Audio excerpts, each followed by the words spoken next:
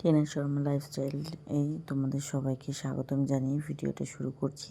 তো আশা করছি তোমরা সবাই ভালো আছো, আমিও ভালো আছি। আরেকটি নতুন ভিডিওতে তোমাদেরকে ওয়েলকাম জানাচ্ছি।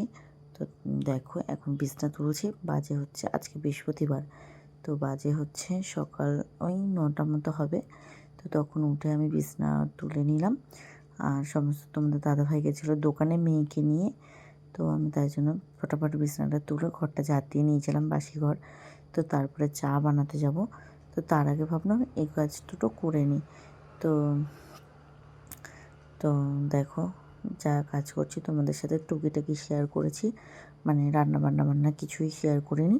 তো রান্না করেছিলাম, তবে আমি শেয়ার করিনি ওগুলো, বা কোনো কাজই শেয়ার করিনি। তবে একেবারে ঘর মোছার ওখানে চলে গেছিলাম বিছনা গুছিয়ে। আর বিছনাটা তো মানে কি আর বলবো, আমার মেয়ের জিনিস তিনটে বালিশ থাকে, ব্ল্যাঙ্কেট, পাশ বালিশ তিনটে। তো এরকম টুকটাক জিনিসই থাকে বিছনায়, শুধু বালিশ কাঁথা। কিন্তু আমার মেয়ে এত জিনিস ওর ভিতরে ফেলে, তো মানে কি বলবো।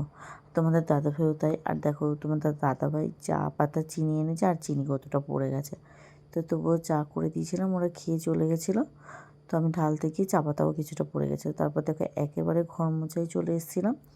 তো ঘরমর মুছে নিয়ে মেয়েকে চান করিয়ে তারপর আমি মাদের বাড়ি চলে গেছিলাম। তো মায়ের বাড়ি গিয়ে দুপুরের খাওয়া দাওয়া করেছি।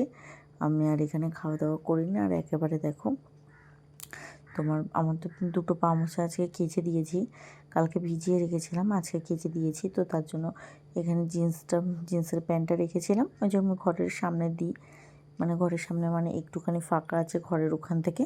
তো ভীষণ মশা ঢোকে ফু করে, তাই জন্য ওইটা ওখানে দিয়ে রাখি রাত্রিবেলা। তো দেখো তারপরে ওইটা আবার ঝেড়ে নিলাম, কারণ পায়ে বালি ছিল হালকা। তো ঘরে তো ঢুকতেই হবে। তারপরে দেখো একেবারে সন্ধ্যাবেলায় চান মনে করে সন্ধ্যাবেলায় পুজো দিয়ে নিয়েছি, সেটা তোমাদের সাথে শেয়ার করলাম। তো আজকের ভিডিওটা এই পর্যন্ত। ভালো লাগলে লাইক, কমেন্ট, সাবস্ক্রাইব করে দিও চ্যানেলটাকে।